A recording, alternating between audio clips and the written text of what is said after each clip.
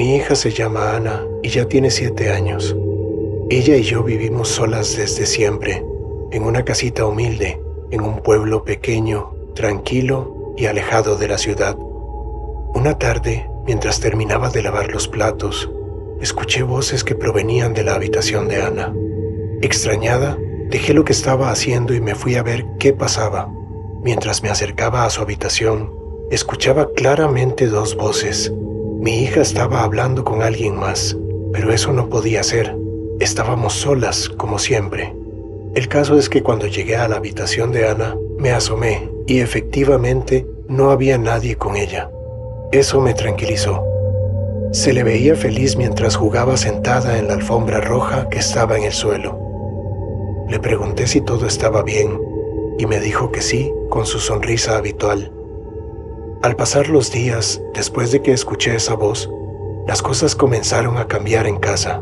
Cuando me encontraba sola en la sala, escuchaba ruidos en la cocina, golpes, cosas que se movían o se arrastraban por el suelo. Al principio no lograba captar qué eran exactamente esos sonidos.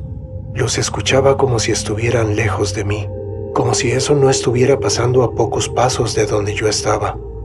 Pasaron 2 o 3 días más y los ruidos se hacían cada vez más y más fuertes, hasta que un día logré escucharlos perfectamente. Eran pasos pequeños, que se movían de un lugar a otro con mucha velocidad y sonaban como si anduvieran de puntillas. Asustada, corrí a la cocina, ya que esos sonidos siempre provenían de ahí. Entré, miré para todos lados, arriba de los muebles, en el techo, el piso, incluso en las paredes, pero no había nada ni nadie. Atemorizada, me dirigí a la habitación de mi hija para cerciorarme que estuviera bien, pero poco antes de llegar a la puerta, de nuevo escuché 2 voces, y no solo la de mi niña. Ahora sí empecé a asustarme mucho y no sabía qué hacer. Me sentía insegura en mi propia casa. Nunca había experimentado una cosa así y no quería que algo le pasara a mi hija. Decidida a encontrar la causa, al día siguiente esperé a que se escucharan las 2 voces en la recámara de mi hija. Una vez que las empecé a escuchar, me fui acercando sin hacer ruido. Lentamente abrí la puerta del cuarto y vi a mi hija jugando con una muñeca que no era suya. Era espantosa, vieja, desgastada y con ropas sucias. Impresionada, pero sin querer alarmar a la niña, le pregunté lo más calmadamente que pude de dónde había sacado esa muñeca tan vieja, a lo que ella me respondió que no era vieja, que era hermosa y que se la había dado la abuelita. No comprendía a qué se refería mi hija, ya que mi madre falleció años antes de que Anita naciera y era la única abuelita a la que se podía estar refiriendo. Traté de no darle mucha importancia al tema. Los niños tienen mucha imaginación, pensé, pero necesitaba saber de dónde había salido esa muñeca. Con el tiempo, las cosas en la casa se volvían cada vez peores.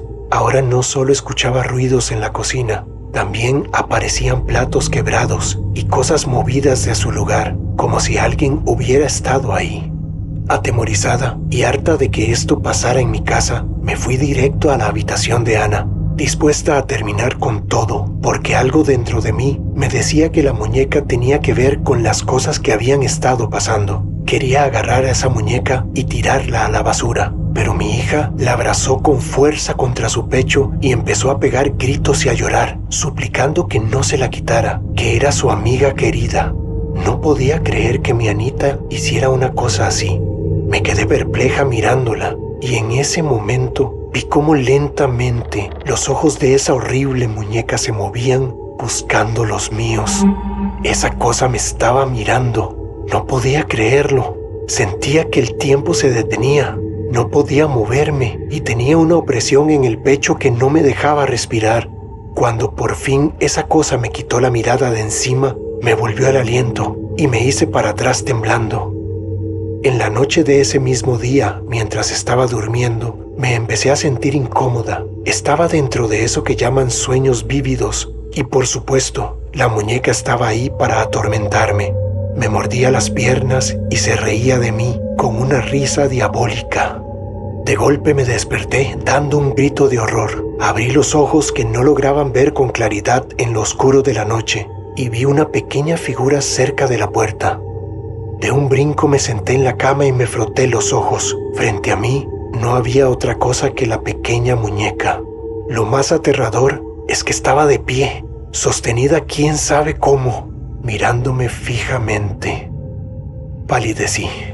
Parpadeé porque no podía creer lo que estaba viendo, pero cuando miré nuevamente hacia la puerta, ya no había nada frente a mí. Corrí a la habitación de mi hija para deshacerme de esa muñeca maldita de una vez por todas.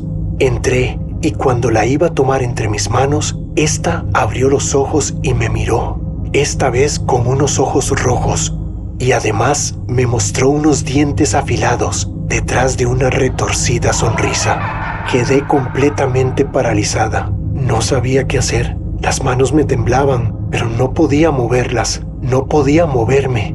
Otra vez se apoderó de mí, pensé, mientras trataba de mover alguna parte de mi cuerpo. De golpe fui liberada de esas ataduras invisibles y corrí a mi cuarto a esconderme aterrorizada. Me senté en la cama y traté de respirar despacio porque sentía que me ahogaba del miedo que tenía. Fue en ese momento en el que empecé a sentir una molestia en las piernas. Me levanté la bata de dormir para ver qué era lo que tenía y vi que mis piernas estaban llenas de pequeños puntos rojos de sangre, puntos en fila, filas que se veían como dientes pequeños, cientos de mordidas en mis piernas. Sentía que me estaba volviendo loca. Tenía miedo y angustia, no podía dormir tranquila y temía por mi niña. No quería que de ninguna manera esa muñeca maldita le hiciera algo. Entonces pensé y pensé qué podía hacer y lo más importante, cómo lo iba a hacer. Cómo me iba a deshacer de esa cosa de una vez por todas. Al día siguiente, esperé a que fuera lo suficientemente tarde como para que tanto Anita como la muñeca estuvieran dormidas, ya que ella siempre dormía con esa cosa al lado. Me levanté en medio de la oscuridad de la noche y me dirigí hacia su habitación lo más silenciosamente que pude. Entré de puntillas y casi sin respirar.